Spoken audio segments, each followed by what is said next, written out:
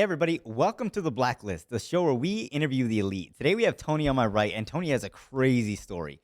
I've known Tony for a long time, kind of like on Facebook and stuff like that, but yesterday was the first time we officially met, and he's phenomenal, dude. He's like a legend here in Vegas.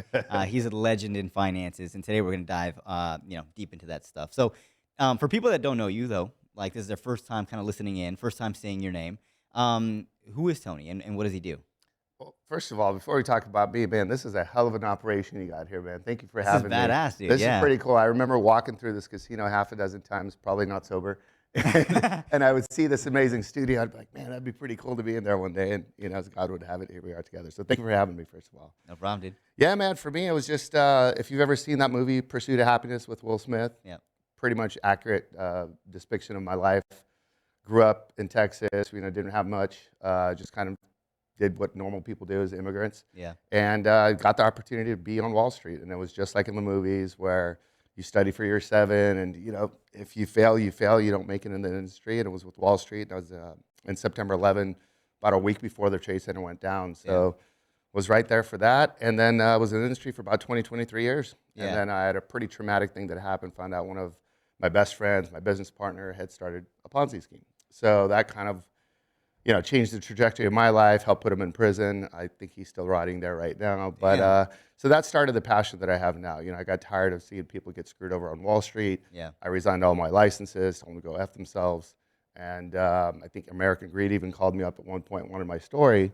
And one of my mentors, Stuman, said basically, look, man, why don't you just have your own story and you start telling the story because this is something that people need to hear. And that's kind of what got me here. Well, 2 questions, dude. Number 1, is it as cutthroat as they make it seem in Wall Street?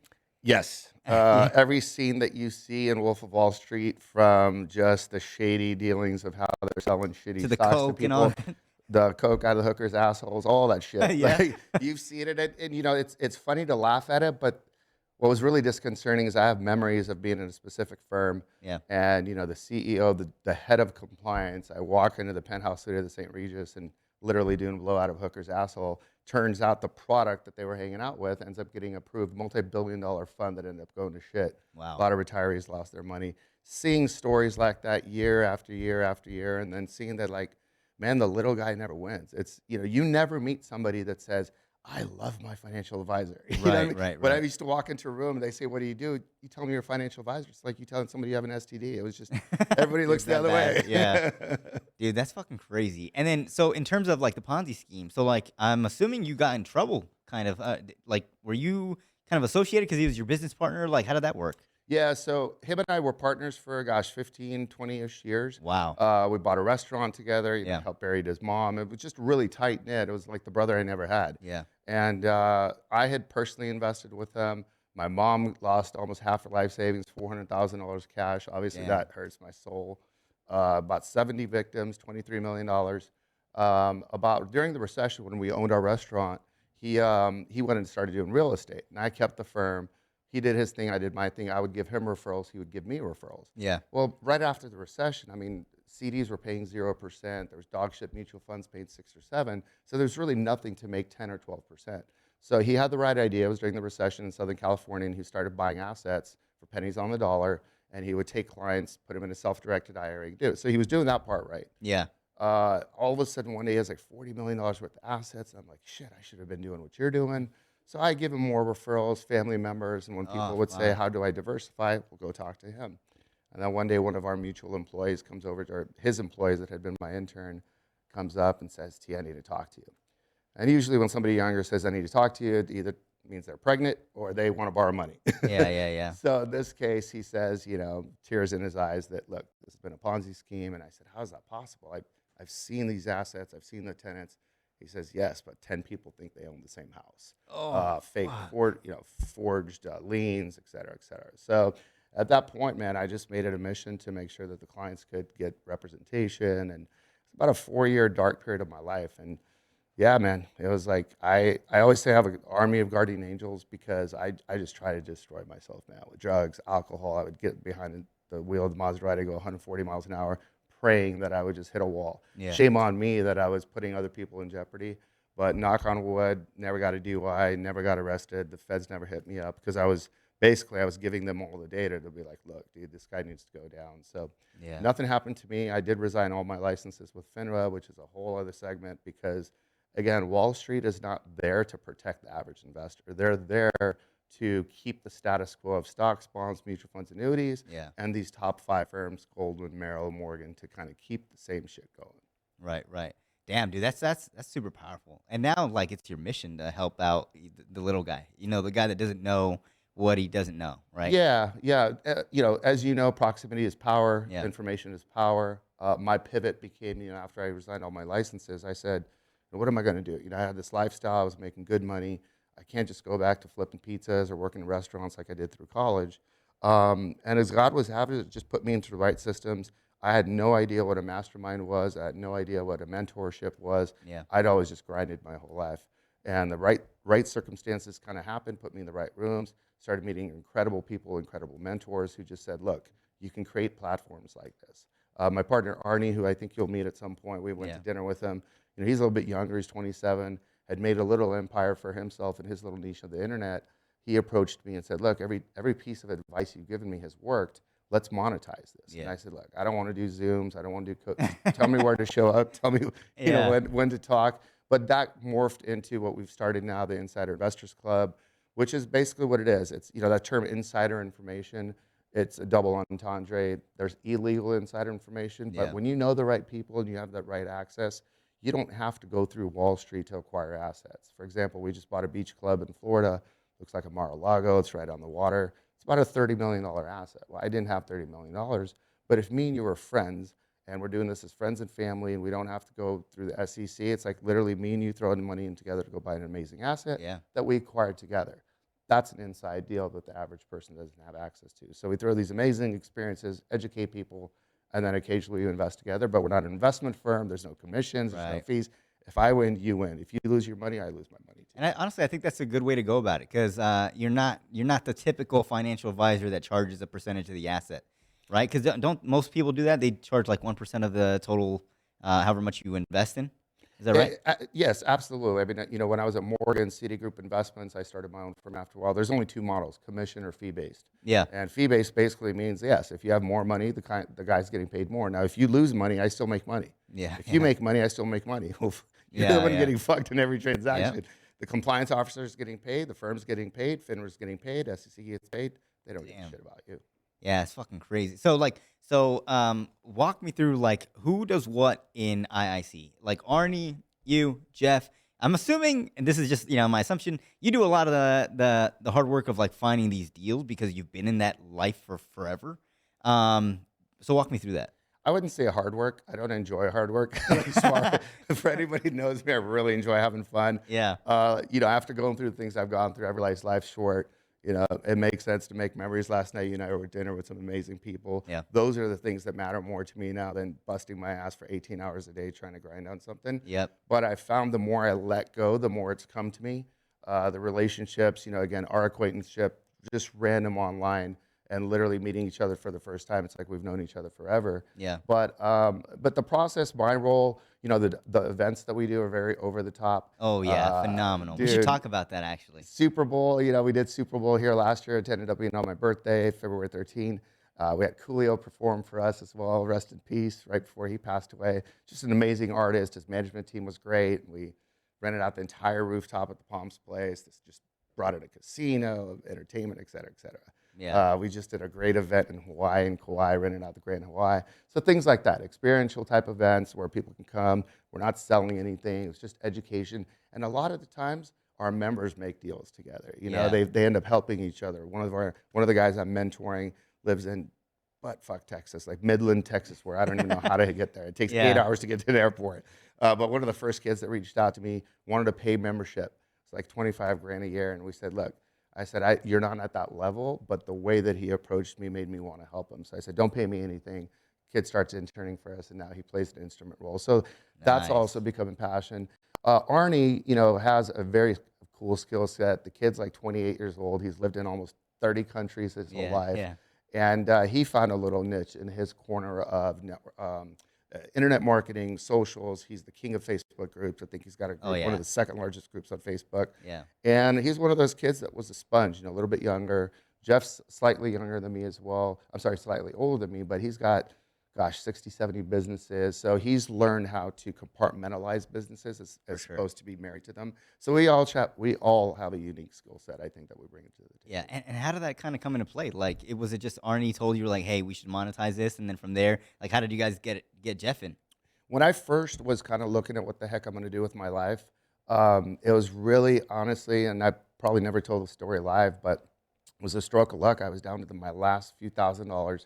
I was in an Indian casino, Yeah. and I was like, there was a trip that Steuben was doing, and this was just private mastermind. I didn't know what a mastermind was, but it was going to be on a jet. You go to Cabo, and it's going to be around a lot of amazing people. And I Yeah. just told myself, look, if I could put myself in the right rooms, I know I have the gift of gab. I know I'm smart, but I just don't want to deal with Wall Street. I got to figure out how I can monetize this and how I can put myself in a different situation. And I'm at a blackjack table, and I hit an 8 card, just like something that never happened. So I won like $36,000 in one hand, Yeah. put it in a duffel bag, get on the plane. Now, mind you, on this plane, everybody's multimillionaires. Yeah, I'm like yeah. a baller on a budget. Yeah. And that just morphed. And on that trip, I met Jeff Ducharme. And from there, we kind of struck up a friendship. Arnie was in that same masterminding group. And again, these are groups that you're paying Oh, $40,000, yeah. $50,000 a year. And at the time, people were like, are you fucking crazy? Are you paying for your friends? It's not that. Your Yeah. power is proximity. It's not really pay to play, but it clears out the riffraff. You're not getting some MLM guy there trying to sell you vitamins. 100%, dude. And I just want to clarify one part of the story. You were down to your last $1,000, and you're like, "Fuck, it, let me gamble this shit." Well, At the yes. Indian casino. So yeah, poker. I can win if I play poker. Now in Yeah. this case, I didn't even have to pay just poker. It's blackjack. It was kind of like one of those moments where I just knew I was going to end up on that plane, and it was literally on my birthday too. And there's just been some significant with dates and numerology that's always happened with me. And Yeah. and like I said, I now like whenever times get tough, or if it feels like, gosh, this isn't working out, I always think about all the times that I could have failed and all the people that believed in me Right. when I had nothing left other than my mom, my dad, and if you've been with me in Vegas, like I like to be the life of the party. I like Oh, to pay you for are, dude. people, and at the time, I was making the most money out of my friends. So we'd go to a club, we'd go to a restaurant, $5,000 bill comes. I'm not going to let the guy making 40 grand chip in. So Yeah, I'd yeah. always flip the tab. But what I realized is when you lose everything, that phone stops ringing, and you Yeah. really realize who your friends are. And the people that believed in me after that is who I owe it to now to make sure that I don't fuck up again, and more importantly, be able to carry this forward and spread the message out. That's powerful, and I can attest to that, dude. Like, usually when I go to Vegas and stuff like that, I'm Tony. Like I like to plan out the dinners. I'll pay for the tab. I'll get the whatever. I'll do all that type of stuff. And yesterday was my first time ever not being in that driver's seat, so I felt a little uncomfortable. But at the same time, dude, I want to say thank you because, like, you made it a blast for everybody. Like, like SDK was a blast. Like everything, the whole thing is fucking like taken care of. And for me, that's the first time because I usually take care of like everything, like all the planning and shit. So And it's like, only Friday. yeah, for sure. But anyways, I just want to say thank you for that. I want to make sure that that's My very pleasure. well known. But aside from that, I want to talk about because you just recently signed a pretty big deal with iHeartRadio, and you're going to be doing Financial Fridays. Is that true? Yeah, so there's a show called Cannabis Talk 101, CT 101 on iHeart. Those two guys, I mean, man, you know how like our lives, the way they've projected, we always have stories, and the stories and these connections. When I look back on it, it was just this one moment, this one brief time that I got to meet these guys. Yeah. And growing up in LA, I'd always listened to Power 106, Big Boy in the Morning with Ryan Seacrest, Big Boy, and Joe Grande. So when I meet these guys, I was like, man, the very first time I had sex was to your voice. And that was the first segment. These guys, like, literally, that stopped rolling. So what are you Yeah. talking about? I'm like, I think I was 16. You were on the radio, and I was having sex to your Yeah. voice. So it ended up just breaking the ice. We ended up really hitting off, and I was doing their show. Afterwards, this was just a cannabis show, but they're massive. I believe 164 countries, and iHeart has massive analytics. Yeah. So these guys kind of blew up in that category. They've been doing it for 14 years. They throw massive festivals, burning trees down in Adelanto with like Rick Ross, Ludacris. So these guys have huge following. So in their show, he says to me, do you want to come in the studio? Do you know who Gary Vee is? Yeah, I know who Gary Vee is. What's he doing here? Well, he's driving in from LA to do a segment.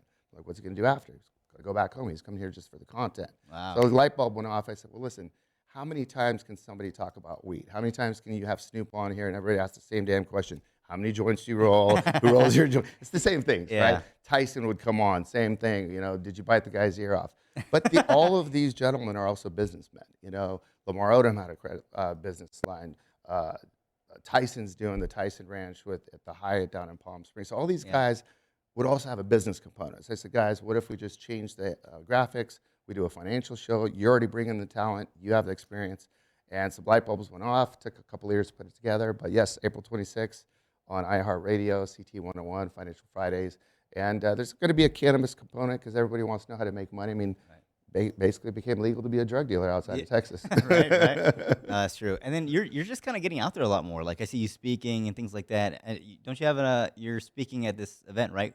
Steve's event? Yeah, so I believe May 26th in Plano, Texas. That's going to be a massive one. That's I've spoke on stages where there's thousands of people, but they're just the stock nerds, and suits and ties at different investment seminars.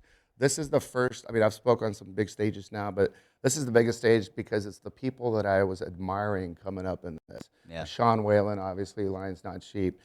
He told me something when I was in a dark period. We were in Cabo one day. It was just a handful of us. And I said, what stopped you from putting a gun to your head? Or was changed your life? He goes, I literally put a gun to my head and pulled the trigger and it didn't go. Wow. And then he has this phrase where he says, look, if you're not happy with your life, what if your life's just a book? And you can just change that chapter and starting tomorrow, you write your own book. And that clicked for me, From that point on, I was like, man, I can put that besides me. That can be part of my story, but that's not who I am anymore. And it's almost like you reinvent yourself. So Jessie Lee, another good friend of mine, and most powerful internet marketer in the world, and when she speaks, people listen. So we got a handful of Steve Weatherford, another great legend that I also met on that Cabo trip. Nice. And on that very first Cabo trip that I'd won that hand at blackjack, I met Steve Kuklo, met Ryan Stewman, met Steve Weatherford, some powerful people that are still friends of mine to this day. Yeah. So those were the guys that inspired me, and when we would talk, they said, man, people need to hear this. And I think the most satisfying part of this is now when I'm on stage, when I get off, people will come up and they'll cry and they'll say, listen, you saved me from my last $50,000 that I was about to write a check to some dog shit, Amazon automation, fucking Shopify, all the shit that I see right now that I can call a mile away, Ponzi scheme people that I'll look at them like, dude, this is a Ponzi scheme. And I'll have to literally go to the Stewmans, go to the be like, look, these guys in your organization, they're penetrating you to fuck you. Yeah. And they're going to fuck your people, and it's going to fuck your reputation. And I hate being right. Just yesterday, a good friend of ours, I'm not going to mention his name, but he's now going through it out here with some asshole in Utah that started a Ponzi scheme. And in Orange County, California, where I live, Socialist Republic of California, it is the Ponzi scheme capital of the world. And if you really think about it, because it's a very pretentious environment, everybody's keeping up with the Joneses, the Ferrari payments are all maxed out, the houses are all maxed out, everybody's leveraged to the tilt.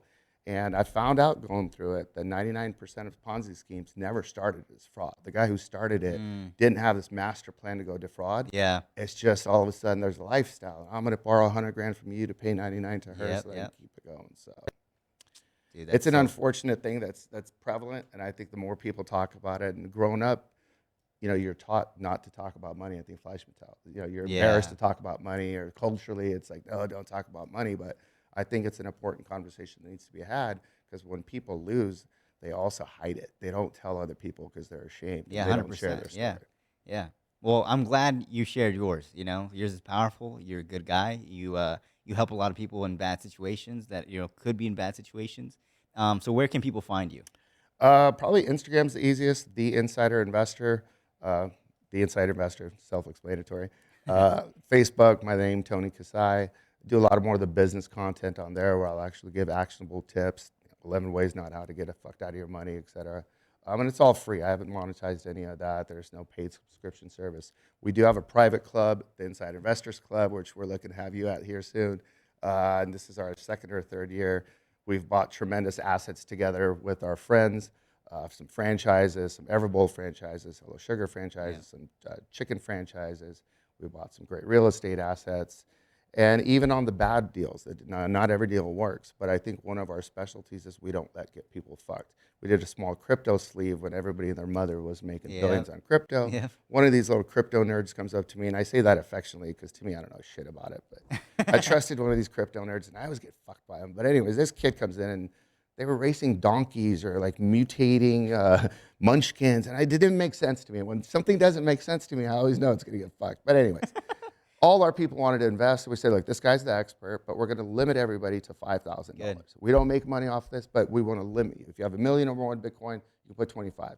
Point is, we mitigated that risk. And when that went down, most people lost 80% in that fund, but it doesn't hurt as much when you lose $4,000 than when you lose 400,000. Yeah, 100%. Well, dude, I appreciate you being on the show. Thank you so much. You crushed it. Thank you so much. And insiderinvestors.com is where you guys can find out more about that. And May 26th, Dallas, Texas. Would love to have you guys there. You'll see me post a lot about that, and that's called the Upgraded Human Mastermind with my buddy Steve Kuklo's the host. But I think you guys are going to really enjoy that content. Appreciate your time, brother. I hope this is the last time. And when you're out in California, I'm going to love to have you out in CT 101. And for anybody listening, where weed's illegal, we're not smoking weed. It's fake. Perfect. Thank you, dude. Sounds good, brother. Appreciate you. Perfect. You crushed it.